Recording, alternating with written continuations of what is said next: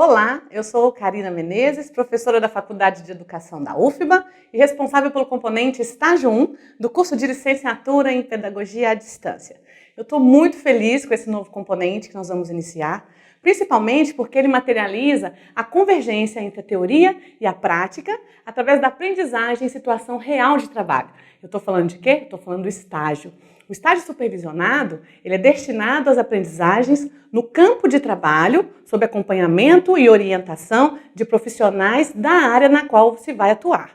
Todo estágio, ele tem pelo menos duas dimensões que são implicadas, uma pedagógica e uma dimensão legal. Vamos falar primeiro da dimensão legal, porque com ela ajustada, a dimensão pedagógica flui muito melhor.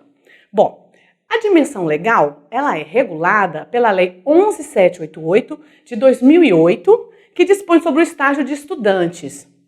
Para garantir a segurança e o direito dos estudantes e também resguardar as instituições envolvidas, definindo as obrigações dessas instituições, é preciso formalizar o estágio através de documentos. Os documentos que você, como estagiário, precisa apresentar são os seguintes: um termo de compromisso, um seguro contra acidentes pessoais, um plano de atividades, um relatório de atividades e uma ficha de frequência e, ao fim do estágio, uma declaração de conclusão. Bom, o termo de compromisso, ele é assinado pelas partes envolvidas no processo. São três partes. Uma, que é o estagiário, outra, a instituição de ensino, ou seja, a UFBA, e também um representante da instituição que concede o estágio. A instituição na qual você realiza o estágio, que a gente chama de campo de estágio, ela também é responsável por designar para você um supervisor. Então, nesse termo de compromisso, consta que todo estudante estagiário tem que ter um seguro contra acidentes pessoais, que no caso ele é fornecido pela UFBA, apenas para estudantes regularmente matriculados. O termo de compromisso, depois de assinado, o estudante pode começar o estágio. Só que, segundo a lei, ele deve também apresentar um plano de atividades, que é elaborado em acordo entre essas três partes, e também um plano de trabalho. Esse plano de trabalho tem que ser coerente com a proposta do curso e com a ementa do componente cursado.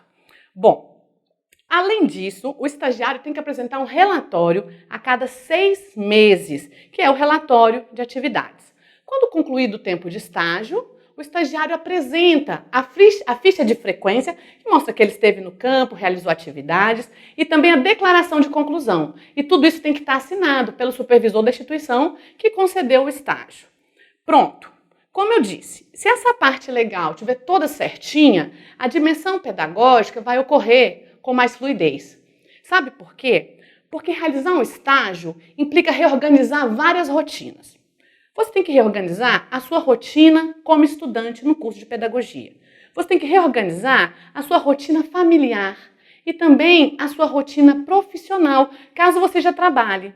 Além disso, as instituições que recebem estagiários também têm que se reorganizar. Elas têm que se preparar para acolher esse estagiário e para poder contribuir para a aprendizagem durante o tempo em que ele está ali trabalhando. Então, por esse motivo, realizar um estágio exige planejamento, diálogo, abertura e flexibilidade. E você verá que esse estágio ainda tem uma característica muito singular. Ele se dará em espaços de educação não formal, que também são chamados como espaços de educação não regular ou não escolar.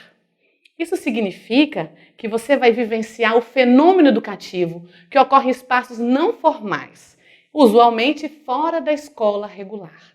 Isso mesmo, no estágio 1, você irá conhecer e desenvolver práticas educativas em ambientes muito diversos, como biblioteca, lar de idosos, casa de acolhimento a crianças, grupo de teatro, grupo de capoeira, terreiro de candomblé, igrejas, coletivos ou associações, e em diversos outros espaços nos quais o fenômeno educativo acontece.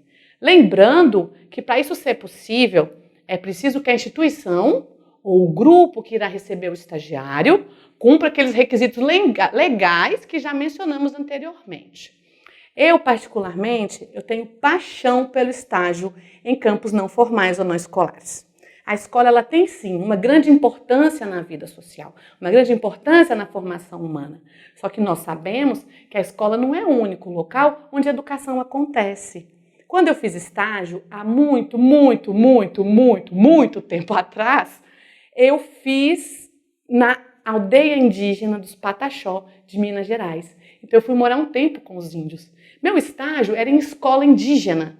E eu pude, ainda assim, plantar milho, sentar em volta da fogueira e compartilhar das histórias e dos mitos dos Pataxó. Então eu fui conhecendo a cosmogonia do povo, a história daquele grupo. Então essas vivências, associadas às outras tantas que eu fui desenvolvendo no campo e durante o curso de pedagogia, elas foram cruciais para que eu pudesse construir a minha identidade profissional.